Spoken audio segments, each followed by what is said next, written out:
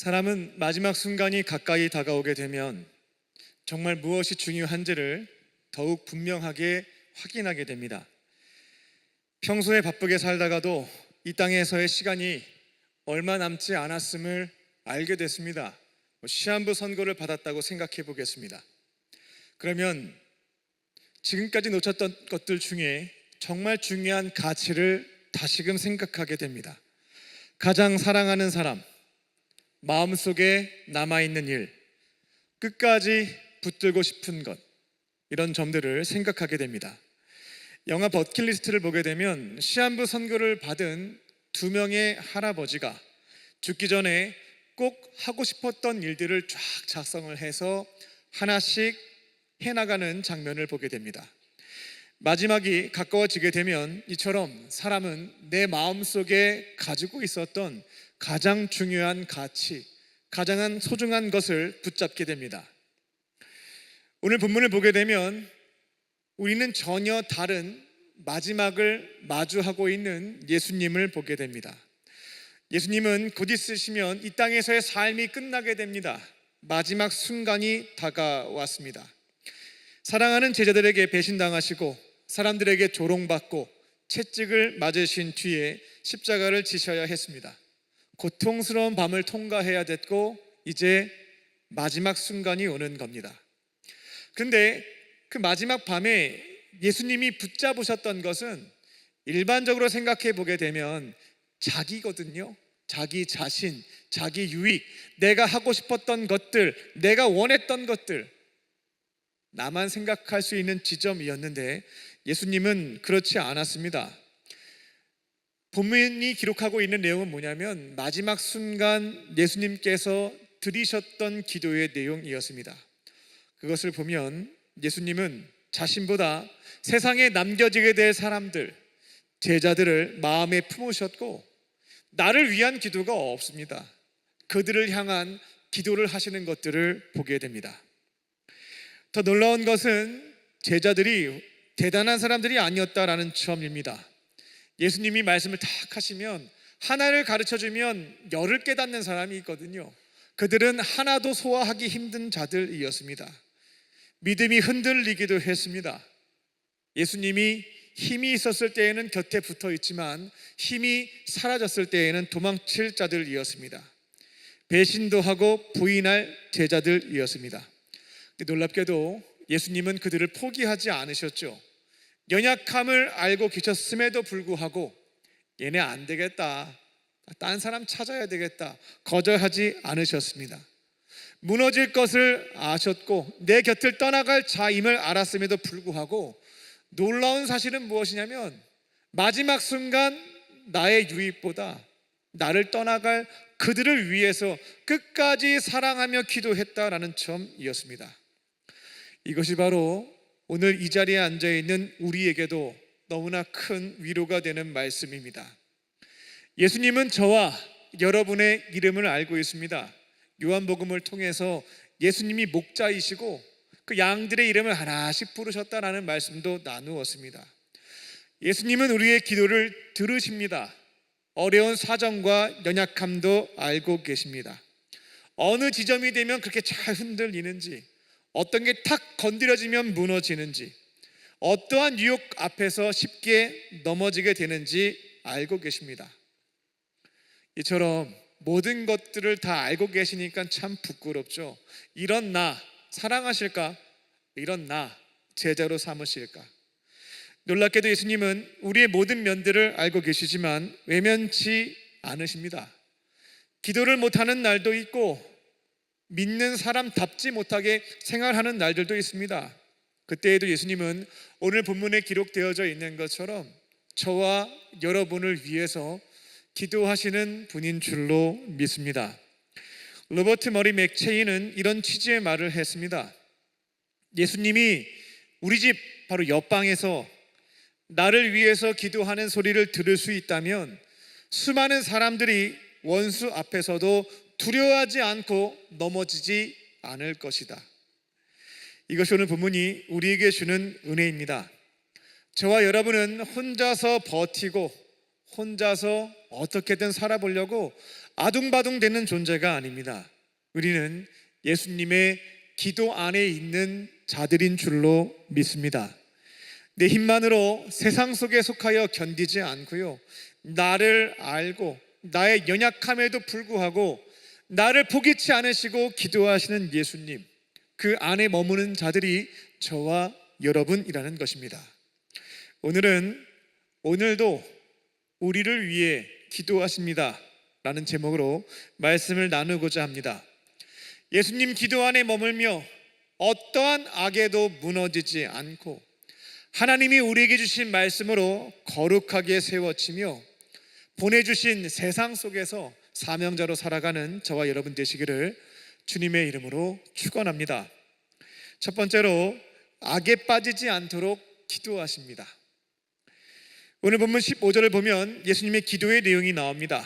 내가 비옵는 것은, 내가 하나님 앞에 기도하는 것은 그들을 세상에서부터 데려가시기를 위함이 아니요, 곧 있으면 하나님께서 예수님 데려가시잖아요. 그분의 나라로.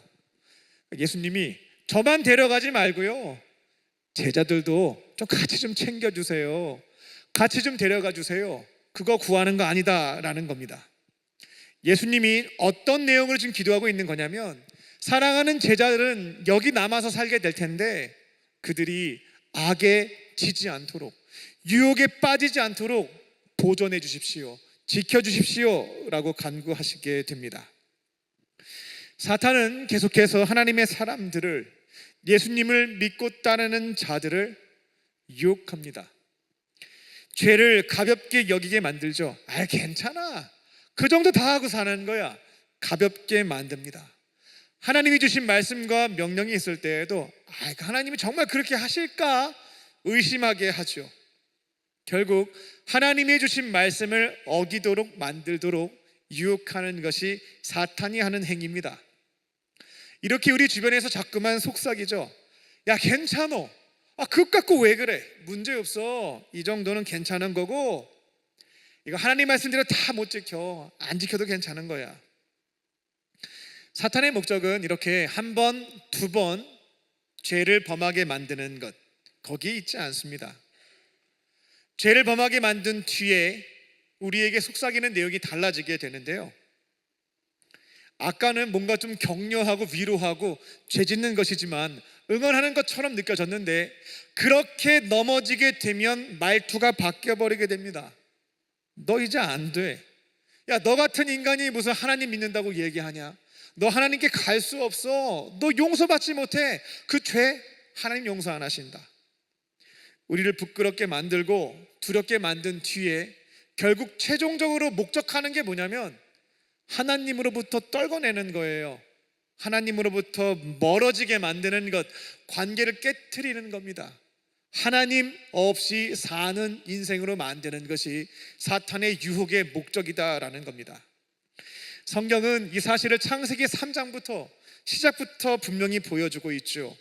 하나님은 아담과 하와에게 동산 중앙에 있는 선악을 알게 하는 나무의 열매는 먹지 마라 라고 명령하셨습니다. 뱀이 가만히 있나요? 사탄이 가만히 있지 않습니다. 그들에게 다가와서 하나님이 주신 말씀을 의심하게 만들고 흔들어 버리기 시작합니다. 하나님이 그거 먹으면 정령 죽으리라 라고 말씀하셨거든요. 뱀이 다가와서 했던 말이 있죠. 그 먹는다고 죽겠어? 안 죽어, 괜찮어 라고 얘기를 하죠. 그 정도쯤 어기고 살아도 괜찮은 거야 라고 말하는 겁니다. 결국 아담과 하와는 유혹을 이겨내지 못하죠. 열매를 먹게 되었습니다. 그리고 죄를 범하게 된 이후 가장 먼저 나타나게 되었던 반응은 무엇이었냐면, 하나님이 찾으시거든요. 아담아, 하와야 어디 있느냐. 죄를 범한 뒤에 죄책감을 가졌던 그들은 낯을 피해버렸습니다. 숨었던 거죠. 사탄의 전략대로 순차적으로 움직이는 모습이었다라는 겁니다. 어떻게든 유혹합니다. 죄짓게 만들죠. 그 다음에 죄책감을 심어줍니다. 하나님의 낯을 피하게 만들죠. 관계를 끊어버리는 겁니다. 하나님 없이 사는 인생으로 만드는 겁니다. 이 전략을 알고 계신다면 우리가 죄를 짓고 넘어졌을 때 유혹에 빠져서 넘어질 때가 있을 겁니다. 하지 말아야 되는 그 행위와 말들과 생각과 마음을 품을 때가 있다라는 거죠. 그때 아담과 하와처럼 하나님의 낯을 피하게 되면 사탄이 그려놓은 프로세스에 따라서 그냥 따라가는 거예요. 놀아나는 것이다라는 겁니다. 넘어지게 되었을 때 더 이상 발목 잡히지 않고요, 다시 하나님께로 나아가야 할 줄로 믿습니다. 무너짐을 경험하게 됐으면 이제 하나님 찾는 겁니다. 나는 연약한 존재고 유혹을 이겨낼 수 없는 존재고 하나님 살려주세요. 그분께 돌아가는 겁니다. 탕자의 비유를 보면 아버지를 떠난 아들이 다 망해서 돌아오게 되죠.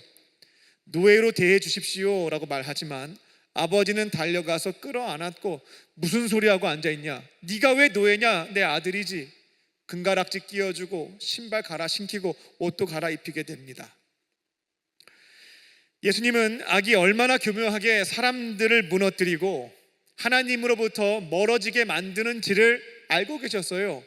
인간이 불행하게 사는 원인 어디 있냐면 하나님과의 관계가 끊어질 때부터 시작이 되는 거거든요.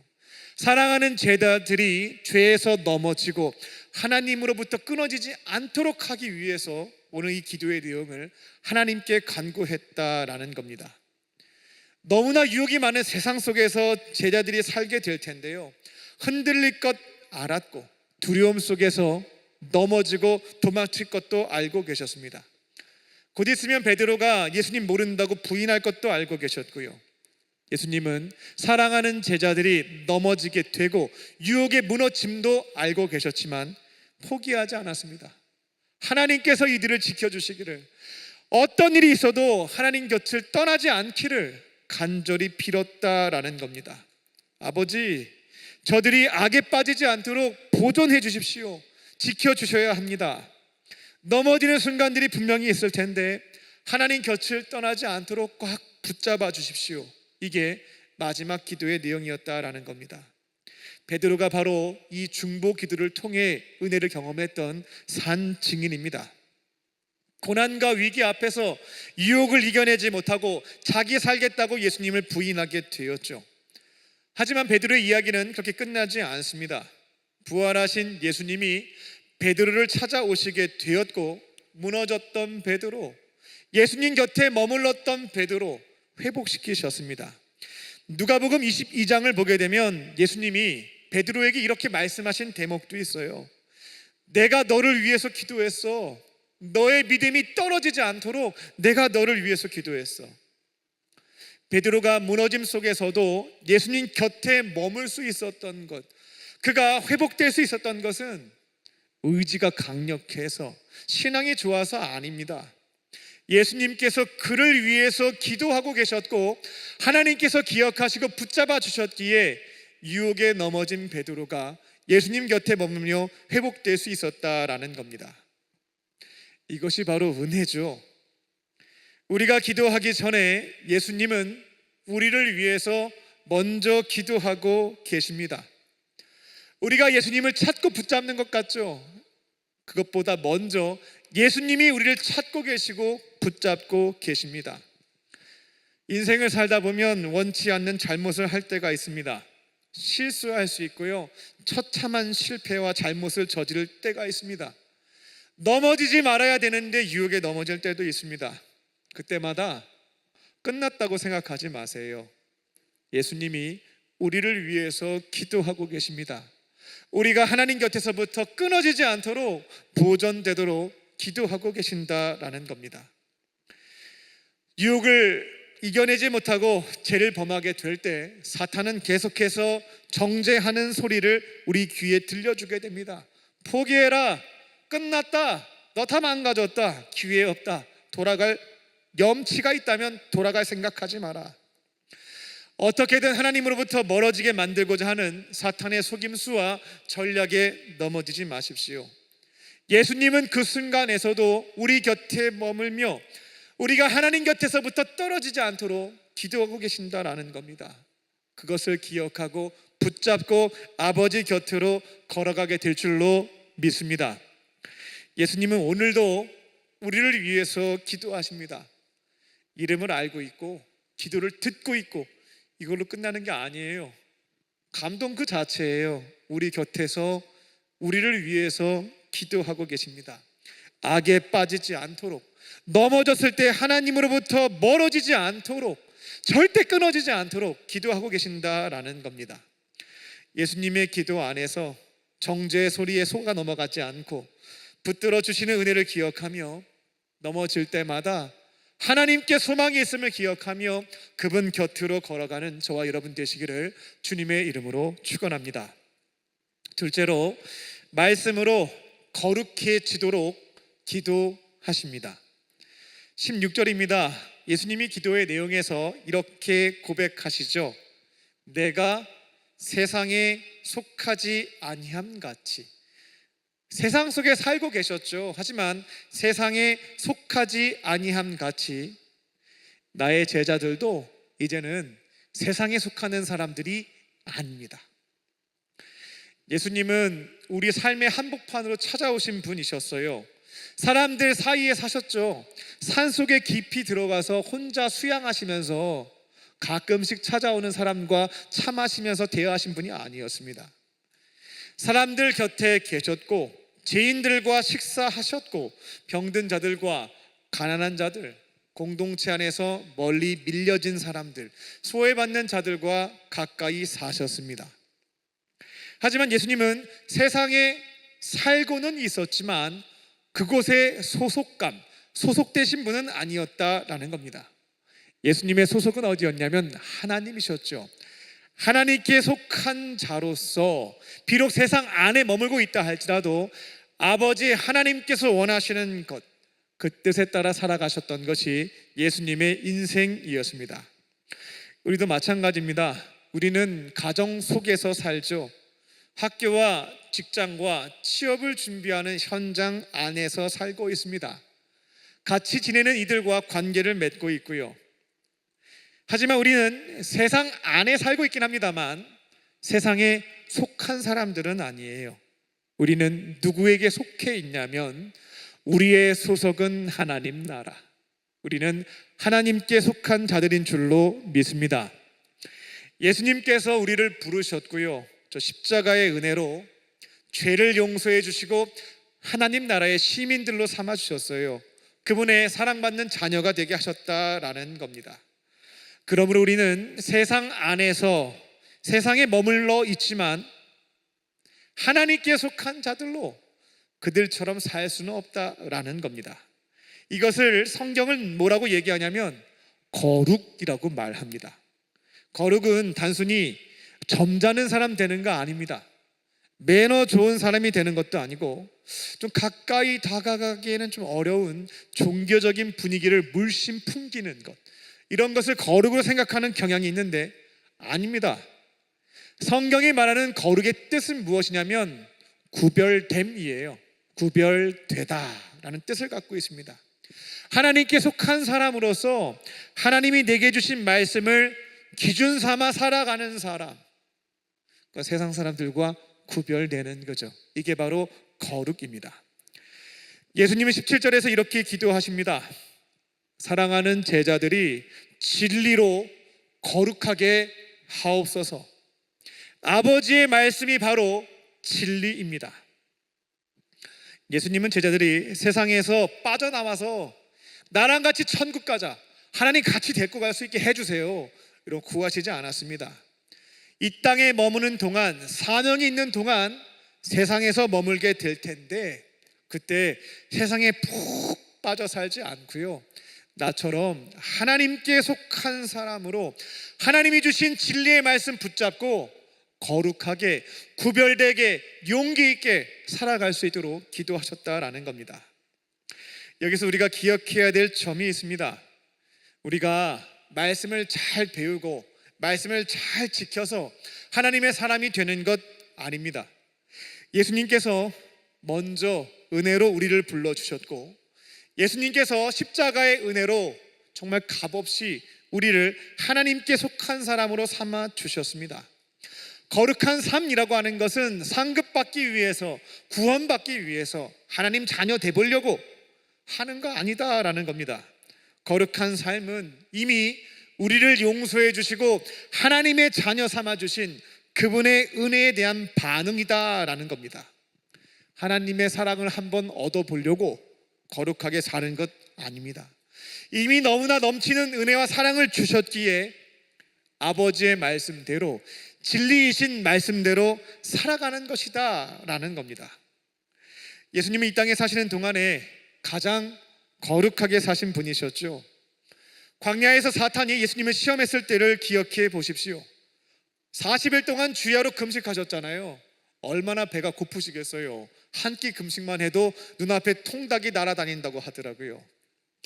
40일간 금식하신 그분께 하나님이 능력 주지 않았냐고, 광야에 돌멩이 많은데 떡으로 바꾸어서 빨리 허게 달래라고.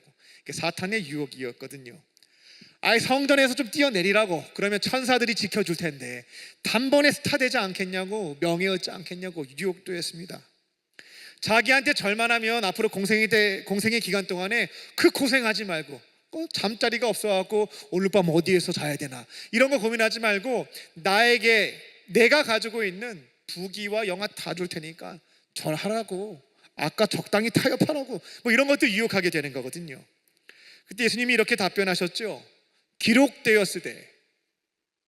예수님은 유혹 앞에서 기록된 하나님의 말씀, 진리이신 그분의 말씀을 붙들었다라는 겁니다.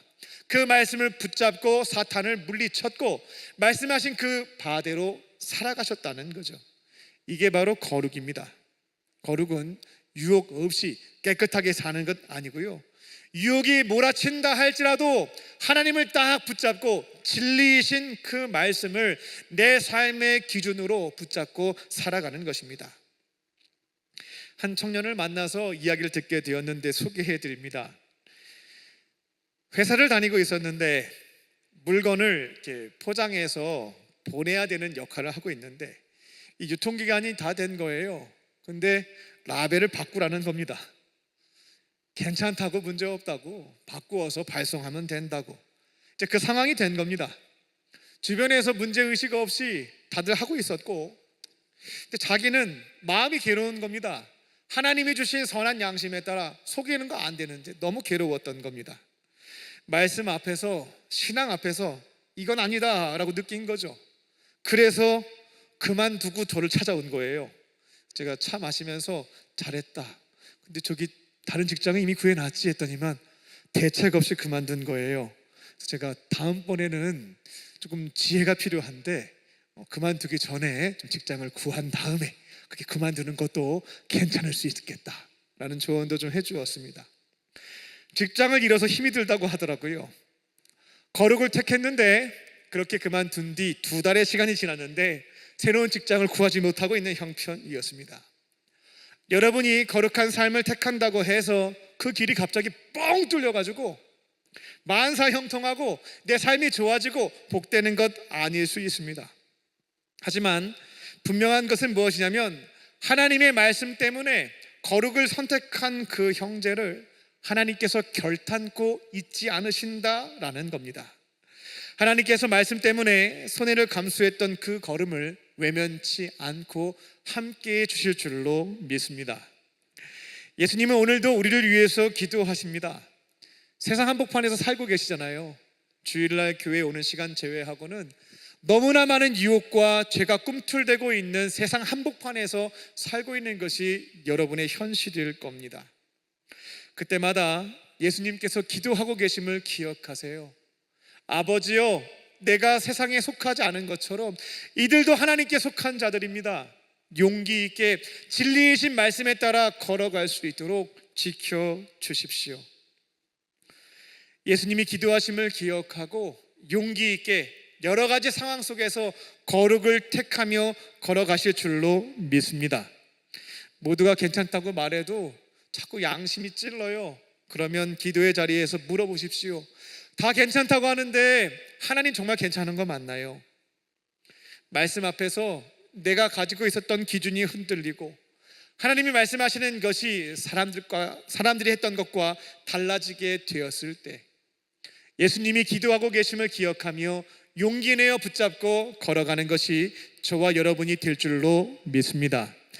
예수님의 기도 안에서 말씀으로 거룩하게 세워지고 세상 속에서 하나님께 속한 사람들로서 구별된 삶을 열어가는 저와 여러분 되시기를 주님의 이름으로 축원합니다. 끝으로 세상 속으로 보내십니다. 18절을 보게 되면 예수님이 이렇게 기도하시죠. 아버지께서 나를 이 세상 한복판으로 보내셨잖아요. 나도 이들을 세상 한복판으로 보냅니다 라는 기도의 내용입니다. 우리는 이 사실을 자꾸만 잊어버릴 때가 있습니다. 내가 살고 있는 삶의 자리, 그냥 우연이라고 생각하는 거죠.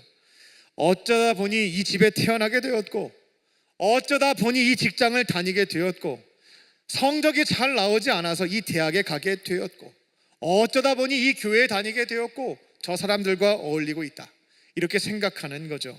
예수님은 오늘 본문에서 그렇게 말씀하시지 않았습니다. 나도 그들을 세상에 보내었고, 예수님은 구원하신 그 백성들을 세상으로, 여러분의 삶의 현장으로 보내시는 분인 줄로 믿습니다. 그곳은 우연한 자리가 아니고요, 보내심을 받은 자리이다라는 겁니다. 예수님도 이 땅에 사시는 동안 아버지께 보내심을 받았습니다. 근데 그 내용을 보게 되면 조금 이상합니다. 하나님이 가장 기뻐하는 자, 가장 사랑하는 자라고 세례 받으실 때 하늘의 음성으로 들려주셨거든요. 하나님이 가장 기뻐하고 사랑하는 자인데 어느 자리로 보내셨습니까? 낮은 자리로 보내셨죠. 가난한 자들 곁으로 보내셨습니다. 병든 자들 곁으로 보내셨습니다. 죄인이라고 불려서 밥도 잘 먹지 않는 사람들 곁으로 보내셨습니다. 세상에서 소외된 밀려난 사람들 곁으로 보내셨습니다. 마지막 예수님이 보내신 자리는 고통과 조롱과 죽음의 자리이셨습니다.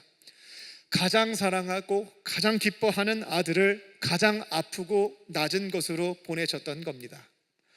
지금 이곳에 계신 분들 중에서도 그와 같은 자리로 보내심을 받은 자들이 있겠습니다. 나는 원하지 않았는데 너무나 힘겨운 과정 안에서 살고 있는 겁니다. 나는 이 직장 원하지 않았는데 너무 지치고 힘들고 멘탈이 흔들리는 그 일터에 서 계신 분들이 있겠습니다. 다른 사람들은 섬기면 잘들 알아줘서 박수도 받고 인기도 얻고 명예도 얻는 것 같은데 나는 아무리 섬겨도 보이지가 않습니다. 그 자리에 머물러 있는 분들이 있습니다. 내가 속한 곳에서의 관계는 왜 이렇게 어려운지, 상처받는 이들은 왜 이렇게 많은지, 버티는 것만으로도 힘겨운 현실 속에 서 있는 분들이 있다는 겁니다. 물론 이것이 모든 고통과 악한 상황을 참고 견디기만 하라는 뜻은 아닙니다. 하지만 그 자리에 머물러 있을 때 우리가 꼭 붙잡아야 될 것이 있습니다. 하나님께서 그곳에 살고 있는 우리를 절대로 버리시지 않았다는 사실과 지금 그 곁에서 우리를 위해서 기도하고 계신다라고 하는 사실입니다. 혼자 있지 않고 예수님이 곁에 머물며 그 자리에서 우리에게 주어진 역할과 사명들, 시간들을 감당할 수 있도록 기도한다는 그 사실은 변치 않는다라는 겁니다. 예수님은 우리를 세상 속으로 보내시기 전에 먼저 우리를 위해서 하신 일이 있습니다. 자기 목숨을 내어주셨죠. 19절입니다. 기도의 내용을 보겠습니다. 또 그들을 위하여 내가 나를 거룩하게 하겠습니다. 왜냐하면 그들로 하여금 앞으로 세상 속에서 하나님께 속한 자들로 아버지의 말씀, 진리대로 살아갈 수 있도록 하기 위한 것입니다. 예수님이 자신을 거룩하게 하겠대요. 이렇게 오해하시면 안 되겠습니다. 예수님이 더 도덕적으로 살려고, 더 윤리적으로 살려고, 안에 있는 죄를 조금이라도 씻어보려고 노력해 볼게요. 이거는 잘못된 해석입니다.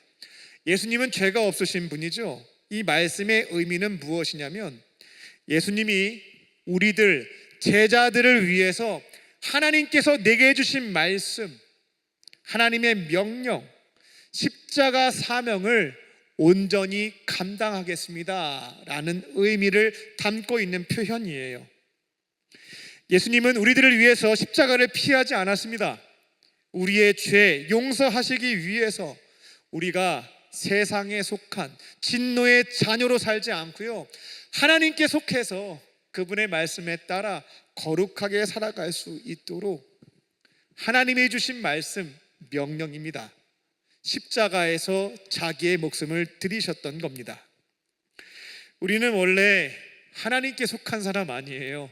내 마음대로 나 오늘부터 하나님께 속한 사람 1일 정한다고 해서 되는 거 아니거든요. 세상에 속한 사람들이었습니다. 하나님 없이 살아갔던 이들이었죠. 근데 예수님께서 십자가에서 자기 목숨을 내어주심으로 우리를 죄에서부터 건져주신 거예요. 하나님의 자녀가 될 수 있게 하셨다라는 겁니다. 하나님 나라를 소유하고 하나님께 속한 자로 자신 있게 이야기하면서 그 은혜 안에 살아갈 수 있도록 하신 분이 바로 예수님이시다라는 겁니다. 우리는 그냥 외롭게 아무것도 없이 세상 속으로 보내진 사람들 아닙니다. 예수님의 피값으로, 그분의 십자가의 은혜로 하나님께 속한 자가 되어서 세상 속으로 여러분의 그 가정과 일터와 교회 한복판으로 보내진 사람인 줄로 믿습니다. 내가 서 있는 자리가 힘겨울 때마다 피하고 싶고 버리고 싶고 가볍게 여기고 싶은 마음이 들 때가 있습니다. 가정도 파송의 자리고 여러분이 일하고 있는 직장도 예수님이 보내신 파송의 자리입니다. 캠퍼스도 마음에 안 드시는 분도 있을 거예요. 근데 파송의 자리입니다. 여러분의 속회와 교구와 사역팀과 교회도 예수님이 여러분을 보내신 자리다라는 겁니다. 때로는 어렵고 외롭고 마음의 상처가 가득한 자리일지도 모르겠습니다. 하지만 잊지 마십시오. 여러분은 절대로 혼자가 아니다라는 겁니다. 예수님의 십자가의 은혜로 하나님께 속한 사람들이 되었고 성령께서 여러분을 죄에 빠지지 않도록 말씀을 지키며 구별된 삶을 살아갈 수 있도록 도우시고 있다라는 겁니다. 요즘 저는 예수님이 나를 위해서 기도하고 계신다라고 하는 그 말씀이 너무나 큰 위로가 됩니다. 조금 있다가 찬양을 부를 텐데요, 당신이 지쳐서 기도할 수 없고 그때 누군가 널 위해 기도한다라는 내용이거든요. 한 30년 전입니다. 제가 이 찬양을 처음 불렀었던 때인데요, 그때는 누군가가 우리 부모님, 우리 선생님, 전도사님이라고 생각했어요. 근데 나중에 성경을 보니까 나를 구원하신 하나님의 아들이 날 위해서 기도하고 있다는 거예요. 옆에 머물러 있어서 기도를 들어주시는 것만도 너무 감사한데 중보기도 해보신 분들은 알 겁니다. 힘들어요. 남을 위한 기도 계속하는 거 쉽지 않아요. 근데 그분이 날 위해서 기도하고 계신다. 이것이 나에게 주어진 자리가 힘겹게 여겨질 때, 피하고자 하는 마음이 들 때 큰 위로와 소망으로 다가오게 됨을 경험하게 되고 여러분들 또한 그 믿음 가운데 그 은혜를 체험하게 될 줄로 믿습니다. 예수님의 기도 안에서 세상 속으로 보냄받은 자들로서 내가 서 있는 그곳, 예수님이 보내셔서 나를 사랑하시고 나를 기쁘게 여기시는데 그 자리 보내셨어. 그 믿음을 딱 가지고 주님의 기도를 신뢰하며 악을 물리치고 예수님의 사람으로 거룩하게 구별되어 걸어가는 저와 여러분 되시기를 주님의 이름으로 축원합니다. 기도하겠습니다. 살아계신 하나님, 오늘 말씀을 통해 나를 위해, 우리를 위해 기도하시는 예수님을 바라보게 하시니 감사합니다. 우리는 연약합니다. 유혹 앞에 흔들리고 넘어지고 때로는 정죄함과 수치심 때문에 하나님 곁에 나아가지 못할 때도 있습니다. 그때마다 숨지 않게 하시고 우리를 위해서 기도하시는 예수님을 기억하며 아버지께로 돌아가는 저희들 되게 하여 주시옵소서. 날마다 하나님의 말씀으로 거룩한 삶을 걸어갈 수 있도록 인도하여 주시고 세상 안에 살아갑니다만 하나님께 속한 자들로서 주의 말씀 따라 용기 있게 걸어가는 우리의 인생 되게 하여 주시옵소서. 모든 것 감사드리며 예수님의 이름으로 기도하옵나이다. 아멘.